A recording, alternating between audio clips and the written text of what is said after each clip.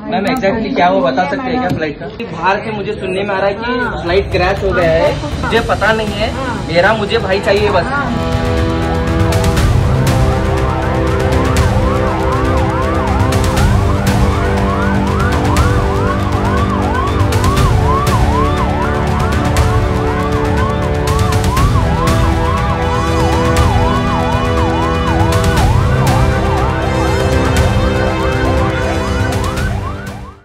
आज सकाळी बेळगाव सांब्रा विमानतळावर अचानक सायरन वाजू लागले।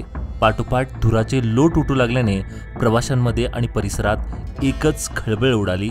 पाहता पाहता पोलीस आणि ॲम्ब्युलन्सही घटनास्थळी दाखल झाले आणि विमानतळावर काहीतरी गंभीर घडल्याचा संशय सर्वांनाच आला।